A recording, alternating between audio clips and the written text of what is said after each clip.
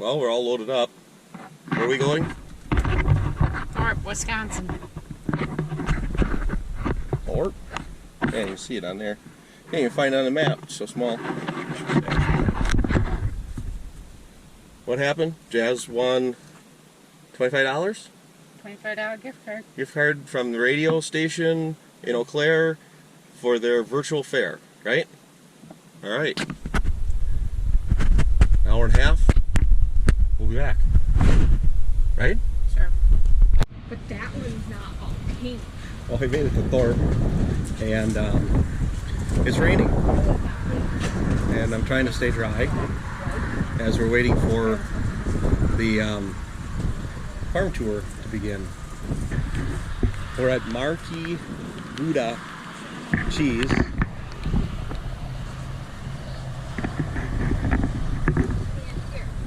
That's a lot of cheese. Maybe that's a lot of cow.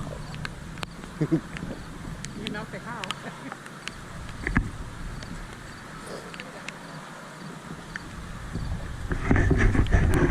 Yeah, so we got a few minutes. We're going to go on a tour. 90 minutes. So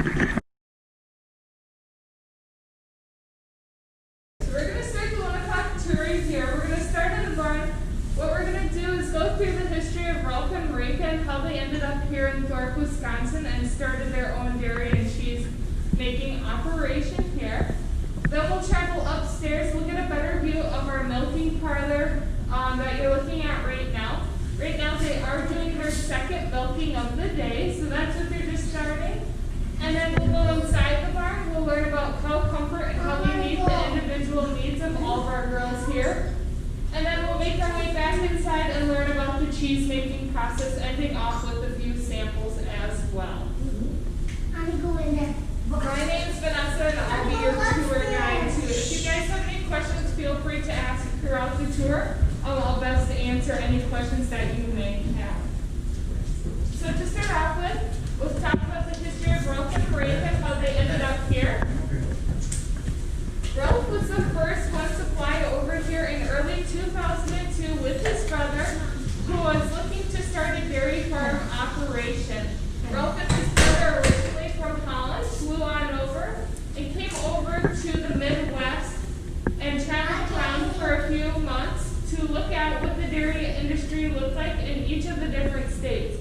So Ralph and his brother took time to travel to Minnesota, Iowa, Wisconsin, North Dakota, South Dakota, just looking at each of the states and the revenue they brought in for dairy. During their time, they took down a lot of notes of what each state had to offer for first-time farmers, especially those who are looking to start from scratch. During their time traveling around, they quickly found out that North Dakota and South Dakota are mainly crop states, that not many people milk over there. They traveled over to Minnesota, found out that Minnesota has way too many cities for them to be living in. They didn't really like that much at all. They traveled to Iowa and found out that there were a few dairy farm operations over there, and then came over here to Wisconsin and found out that we had many dairy operations as well too. I came across Highway 29 traveling back to Minnesota and saw this perfect land that they liked, well, the perfect city that they liked. There are so many dairy operations here within Clark County and specifically traveling. Ralph and his brother liked how they could see each of the dairy operations kind of off the main road and all the cropland that we had here. And forwarded it to Marieke knowing that she just finished her degree up in animal science over in Holland. So Marieke got a hold of the email message Ralph back, just telling him to give her time to finish up her degree, kind of get her bags packed, to get her visa to travel over here and visit the operation that Ralph and his brother started. During that time, Marieke came over. She fell in love with Ralph and knew that this is where she was meant to be, that Wisconsin would be one of her forever homes as well. So Marieke told her parents that she was going to come over to Wisconsin and make it her permanent home, and started working with Ralph in the dairy industry as well over in our old facility. During that time, Ralph and Marieke continued to try to find plans of developing their own farm. So eventually, a few years later, after Marieke first came here here, they decided to draw out plans and start this facility here. We have been in this location for 7 years now. We have 350 girls here at our facility that we are milking. So a lot more than what they started out with at 150 over in their old facility. Our cheese making process came on just a few years later. Marieke had to get her license in cheese making to have that building up and running. So she took her course in that. But that has been here for about 5 years now, the cheese making portion of it. And this part of the facility has been for 7 years. Ralph and Marieke have been here all together for 18 years. Within a 6-year time span, they did have 5 kids together. They had a set of twins, Joyce and Luna, a boy named Dean, a girl named Fenna, and another boy named Finn. Finn is short for the word finished. Ralph and Marieke were content with the amount of kids that they had. And Marieke says not to mention we have to keep 350 other girls alive year-round too. So this is our milking parlor. What you are looking at right now is a double herringbone system. So we can milk 12 cows on each side, so 24 at a time. We milk 3 times a day here on our facility. We milk at 5 in the morning, 1 in the afternoon, and 9 at night. Each milking from start to finish takes roughly 5 hours to complete. So there is someone always on the farm 24/7 with our girls here. Upon being milked 3 times a day, we have 3 different breeds of cows that we milk as well. So we have your traditional black and white Holsteins, which is the first girl here on our left-hand side. We also have brown Swiss, which is the second girl here on the left-hand side. And then we have red and white Holsteins as well, which on our left-hand side, she's the third one from the last cow. So we have those breeds as well. The reason we have brown Swiss within our herd is because they produce a slightly higher butter fat and protein content compared to the black and white and red and white Holsteins. So this higher butter fat and protein content is highly valued when it comes to our cheese making process. Each girl will roughly milk 8 to 10 minutes individually. After those 8 to 10 minutes, the milk machine will automatically fall off, indicating that she's done. She's no longer producing milk for this cycle. After that, what will happen is the herdsman will go through with another post-dip. It's just an antiseptic lotion that we go through this time around to help prevent any of bacteria buildup that can stop the cows from milking. So anything like that we want to prevent. So once they're done milking, once all the girls on the same side of the herdsman system are done milking, the herdsman will go ahead and push a button which will swing up the bar, and then the cows will make their way through. We'll use most of our 5 a.m. morning milking to make our cheese. The rest will go back in our bulk tank where we'll store it. And usually at 7 o'clock, we have another dairy farmer from Mid Dairy that will go ahead and pick up our milk, and then they will use that to make their cheese as well. So these are the orange RFID tags that I was telling you about. These ones sit, like I said, closer to the girl's head. What they track is a few pieces of information for us. So what we'll do is we'll go ahead, each of them has a barcode on the back that we can go ahead and scan into our Cow Manager app here on the computer. We'll scan that in, match it to the girl's number that she is within our herd, and her name. And then it will come through our computer here. We usually have 3 different colors that show up. We have a green, that means she is healthy, she's doing well. We have a yellow, that means she is suspicious. So this one right here that we have suspicious, she says do not breed since 7/31 of 2020. So since the end of July, we're not allowed to breed her right now. And then we have a red that shows up, that means she is very sick. A lot of times this means that she is either pregnant or that she has a very high temperature that we need to regulate and get back to a normal temperature for a cow. So this one here has not been bred since January 21st, so that means she's pregnant. She's getting closer to her due due date, so we're just going to keep a track on her, making sure that she's fine and healthy. So those are our colors that come up here. All this information gets tracked. We can track back to the very first set of girls that we had here on our facility. So all that information is on the computer, and then since Ralph is not here right now, he's getting all these updates to his phone as well. Then we have this picture up over here with the cattle going into an open pasture. Over in Holland, every single year, what they do is release the cattle into an open pasture back in Marieke's hometown. And she so happened to be there during this time. And in Dutch, she has written happy cows because Marieke believes happy cows come from Holland and Wisconsin. Alright, so this is the inside of our barn. Like I said, all the cows will go ahead and come through this area first to go inside the milking parlor. And then they'll make their way back down here. Let's get through it.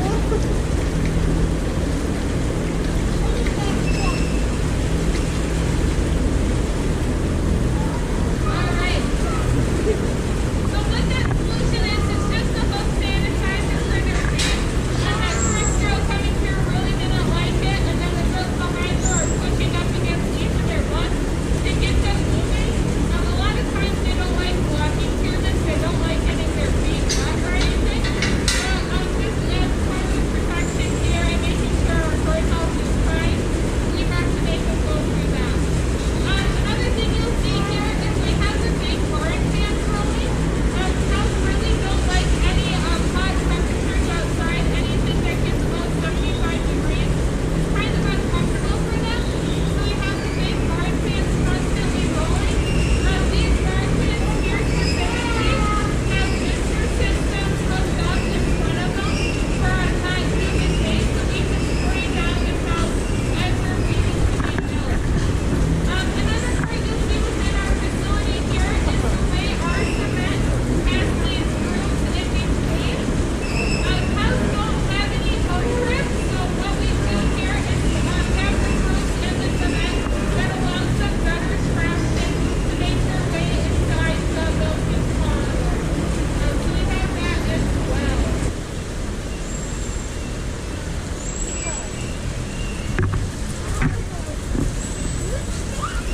Alright, so this is the inside of our freestyle barn. This is where the girls are going to spend all their day here in the freestyle barn.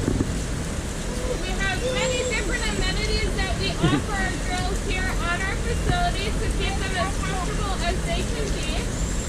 So one of our top amenities here that we like to use is our sand bedding for the girls. So the sand bedding provides many benefits for the cows. One of the main benefits is it's easier on their bones and joints to be standing in the sand bedding compared to hay or straw bedding for them. So that's why we use sand bedding here. Once the cows lay on the sand bedding, the sand will actually move around to form to their body type. So it's like if we were to lay in the sand on a beach, we can move it around to fit our body and how we want it. So that's one of the other benefits. In the summer, it keeps the cows really cool and comfortable. And in the winter, it keeps them a little bit warmer as well. And then we have these yellow little bristle branches here that are spread throughout the facility as well. These yellow bristle branches act like a back scratcher for the cows. So the cows can't just pick up their hooves and scratch themselves. So we have these implemented throughout. So as soon as the cow walks up to it, it will automatically turn on, and they can move their body to where that scratch is and get it out through these marches. You'll see too, each of our girls has this orange and blue bracelet hooked up to the back of one of their legs. This is going to be our cow fitness. We want to make sure that the girls are being up and active throughout the day. On average, supposed to be up and active for 2 to 4 hours a day. They will spend 8 to 10 hours laying down and 8 hours chewing their cud. So what chewing their cud means is they have one true stomach with 4 different compartments throughout it. So their feet will go through the compartment and they'll regurgitate back up and chew that for 8 hours and then just repeat that process for 8 hours. So that's what the cow if it is on the back of their leg. From this being forward, this section here is going to be dedicated to all the cows that we currently have pregnant on our facility. So this is what we like to call our vacation pen for the girls. So these girls are kind of standoffish. They don't like a whole lot of human interaction because they are pregnant. But these girls will spend a lot of their time laying down. So a cow is pregnant for a total of 9 months, similar to the human body. Closer to their 9-month mark, we'll go ahead and move up into our birthing pen, which we'll see in a little bit. But this is just where the girls get their vacation. We want to provide them a stress-free environment.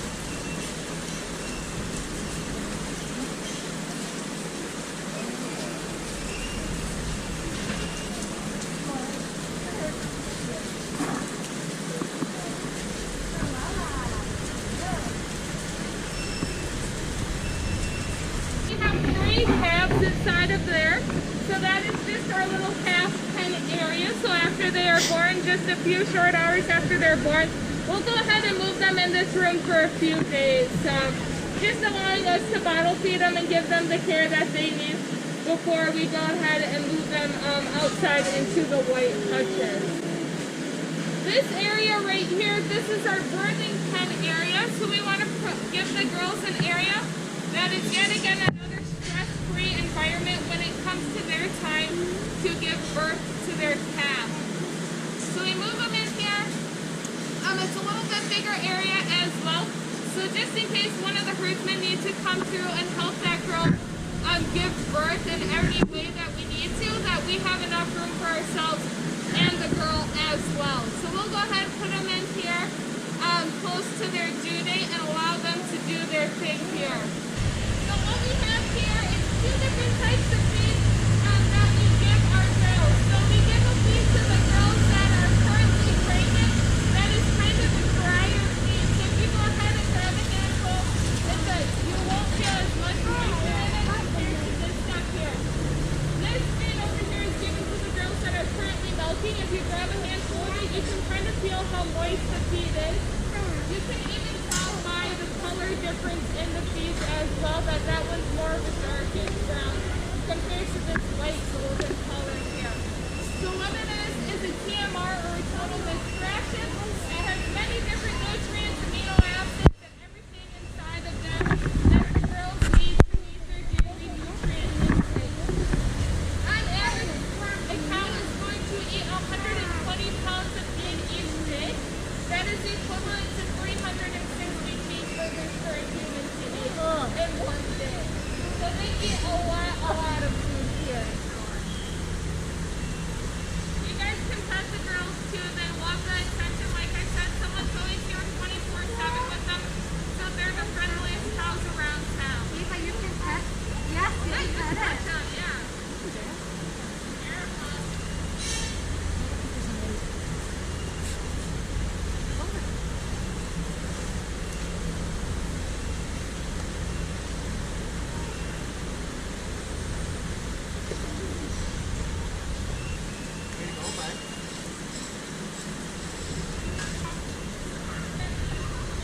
Oh, look at that spot.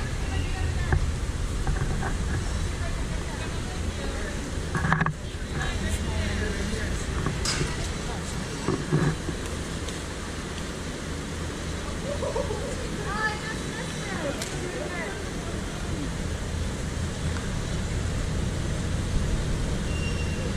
Ah, that's funny.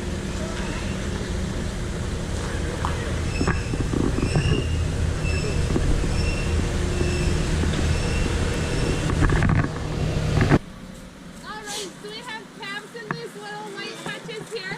The calves will spend a month of their time here in these white hutches on our facility. You can see that some of them have the bottle holders here hooked up to them. Those are for ones that still bottle feed, but the rest of them get their feed in their buckets and water in a bucket as well. So these are all the cows that most of the calves that we currently have here on this facility. You guys can go ahead and pet them, just slowly approach them since they are new and not used to a whole lot of attention. You just want to slowly walk up to them. If you stick out 2 fingers, they will go ahead and suck on your fingers. They think it's a bottle.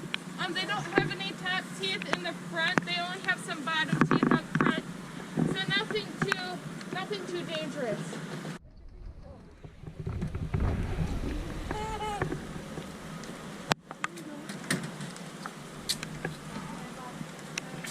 I think there's something wrong. There's nothing coming here.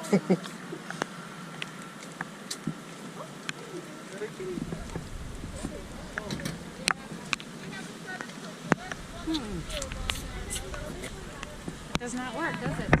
I don't have anything. Great. So this is where the cheese making process happens. We don't make cheese on the weekends, but Monday through Friday we are constantly making cheese. So what will happen is our 5 a.m. morning milking actually travels underground and will come through to those pipes on the back wall here. Those pipes will travel through all that equipment in the back there, do its thing, and then will come directly out of the pipes from the ceiling here. So what happens is you can see how it kind of makes a U-shape right behind the cheese back here. You can see we can remove a clip and flip the pipe over so it will reach directly over the cheese bag here. We'll go ahead and fill our cheese bag up 3/4 of the way full. Once it's 3/4 of the way full, we're going to go ahead and cool it down. So what we'll do is we'll fill the rim of the cheese bag up with ice cold water, and then we'll turn the blades on and stir the milk through for roughly 10 minutes. After those 10 minutes are up, we'll check the temperature to make sure it's all cooled down to one solid temp. After that, what will happen is we're going to add our cultures, rennets, and enzymes to the milk. Rennet is what allows the cheese to solidify into a jello-like consistency. After that's done, we'll go ahead and stop the stirring and we'll allow the cheese to solidify. We'll let the cheese sit for an hour to solidify. After that hour is up, our cheese makers will come back in here and what Marieke herself, so we only have 2 licensed cheese makers. We have Marieke and Martha here on our facility, since you have to get your license in Wisconsin to make cheese.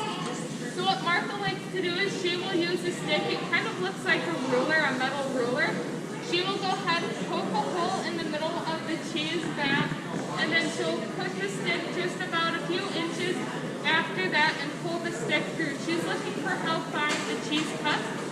As she cuts it one way, she'll bring the stick back up and she'll pull up on the cheese. She's looking for it to just finely separate. What Marieke likes to do is she'll sanitize her hands very well, and she likes to just stick her bare hand within the cheese and feel how her hand comes out from the cheese at that point. She's just looking for a fine texture, a smooth, creamy texture to the cheese. After we're done cutting, we're going to go ahead and rinse all the curds down with very hot water. We'll do this for 3 times. So what we'll do is at the first time we're going to turn on the water and release the whey. Whey is just a byproduct of cheese. It's extra milk, enzymes, cultures, rennet that didn't connect when we were making the cheese. So we'll go ahead and drain that off. And as we're draining that off, we're running our first cycle of warm water on the curds. And then we'll just keep repeating that process. We'll drain it, wash again, and then the 3rd time through, we will start by filling up the cheese vat again with that warm water, washing down the curds. It just fills up. We'll stop the cheese vat from releasing that water at the end here. We'll plug it up, and we'll add our seasonings and ingredients that are needed for the flavor for that day that we are making. When we get those curds in that rectangular tub, we're separating the water from the curds. So we have a mesh lining that we can use to keep the curds pushed to one side and let the water flow through and be released here at the end. Once we get them into that rectangular tub, what we do is go ahead and hand press all of our curds down. We want to make sure that the curds are as compacted as they can be together. Just making sure they're firm before we go ahead and cut it up. So we'll go ahead and do that. After we've done that, we'll put a metal plate on top of it and just let the curds all compact down together for about 15 to 20 minutes. After that's done, we'll go ahead with the metal slate up and we'll cut 40 different blocks of Gouda from that rectangular tub there. So we have an L-shaped metal like cheese cutter that we use, and we'll go ahead and individually hand cut 40 squares of Gouda out of there. As someone's cutting up, someone's picking up the cheese and moving it into those round molds there. At this point, our cheese is going to be very fragile because it's just the curds compacted together. So when they're putting the cheese into there, it's just going to look like this fun. So you got to be very careful as they move it into the round molds. Those round molds are called Gouda molds. They come over from Holland along with many of the materials that you see here. The cheese will sit and be pressed down for a half hour on one side. So we put the weights down. They kind of look like nunchucks, so we can even out the weight and push out the cheese. As the cheese is being formed into the wheel, we're releasing more of that weight and water weight from the cheese as well. So we'll press down half hour on one side, flip the wheels over, and press a half hour on the other side. After that process is done, we'll go ahead and remove all the wheels from those Gouda molds and put them on a wire rack, which travels to this room here. This room is our brine tank. It is 2 tanks, 6 feet deep each, with 40 pounds of salt. So it's just water and salt in each of these tanks. What the brine tank does is the cheese will sit in here for 2.5 days or 60 hours. As it's sitting in here, it's releasing more of its weight and water content and soaking up and absorbing the salt that is in each of the tanks, allowing that cheese wheel to become firmer and stable. So that's what it's doing in here. After 2.5 days is up, our cheese moves over to this next room here. This is our aging and coating room. So this room here is where the cheese finds its temporary home until it hits our shelf. So we have Dutch pine planks back here that our cheese wheels sit on. So when they come out of the brine tank, they will sit here 24 hours to dry up before we start painting our Paracoating wax on the cheese. Paracoating wax is a food grade approved wax that we paint on our cheese. It's a breathable wax that allows water and bacteria to be released as the cheese ages. What we do is paint the top half first, let it sit 24 hours, flip the wheel over, paint the bottom half, let it sit 24 hours, and repeat that process. So it takes 4 days, like I said, to paint one single wheel of cheese. For the first 2 weeks of the cheese's life, they are going to be flipped back and forth on that Dutch pine plank. This allows for even distribution of our herbs and spices and any ingredients that are within our cheese to be evenly distributed throughout. After the first 2 weeks, they will just stop being flipped over, but we do continuously wash down each wheel of cheese every single day, Monday through Friday, and each of those Dutch pine planks are being flipped every single day and being wiped down every single day as well. So it's a whole process back there. After the wheels are painted, we'll go ahead and put them on our scale, and we'll print a label off. It's just a little barcode. It will tell us what flavor of cheese it is, which day it was made on, and which batch number it was to within our facility here. So we go ahead and have our cheese voluntarily tested for Salmonella, E. coli, and different bacteria that can grow within cheese. So if something were to come back positive, we can go ahead, scan that barcode, figure out when it was in the brine tank, to what day it was being made on, to which cows were being milked during the 5 a.m. milking that was traveling through the pipes during that time too, to find where exactly that bacteria was traced from. So that's everything that happens here within the cheese making process. All right, there's the tour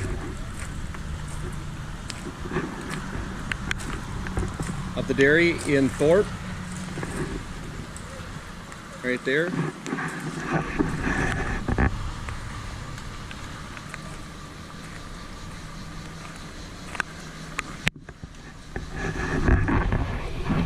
If you liked the video, don't forget to give me a thumbs up and subscribe and comment and share. I'd really appreciate it. And we'll catch you on the next one.